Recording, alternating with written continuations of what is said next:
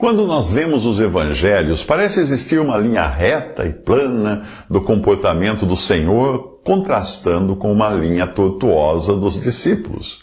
Eventualmente, eles erravam por falta ou excesso de zelo, e nós não somos diferentes. Por isso é sempre bom questionarmos se o nosso modo de agir está servindo de auxílio ou empecilho ao Senhor, à sua obra, à salvação de pecadores e ao acesso dos salvos à sã doutrina.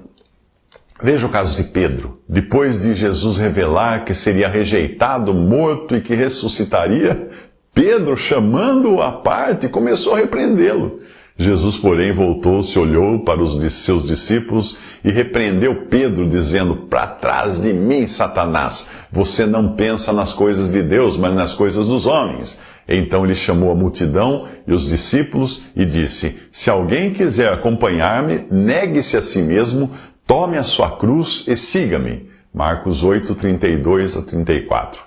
Tomar a própria cruz não tem nada a ver com suportar algum problema ou enfermidade nesta vida. Tem a ver, sim, com considerar-se morto, como Jesus, que estava prestes a morrer, e isso significa negar-se a si mesmo para não ter mais opinião própria, além daquela ditada pela palavra de Deus. Sempre que nós nos opomos ao ensino do Senhor e sua palavra, para fazer prevalecer as nossas opiniões, estamos sendo um estorvo a Ele e à sua obra.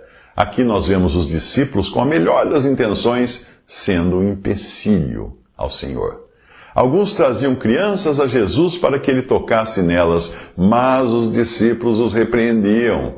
Quando Jesus viu isso, ficou indignado e lhes disse: "Deixem vir a mim as crianças, não as impeçam, pois o reino de Deus pertence aos que são semelhantes a elas. Digo-lhes a verdade, quem não recebeu o reino de Deus como uma criança, nunca entrará nele." Em seguida, tomou as crianças nos braços, impôs-lhes as mãos e as abençoou. Marcos 10, de 13 a 16. Isto serve de consolo aos pais que podem ter a certeza de que seus pequenos têm um lugar garantido na presença do Senhor. Quando ele estava na terra, esse lugar era em seus braços aqui. Agora, para os abortados e crianças que morrem, esse lugar é nos mesmos braços, porém no céu.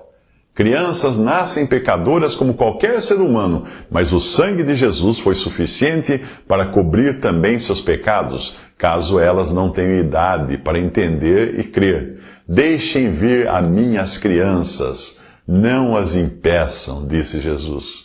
O mesmo vale para os deficientes mentais. Visite 3minutos.net.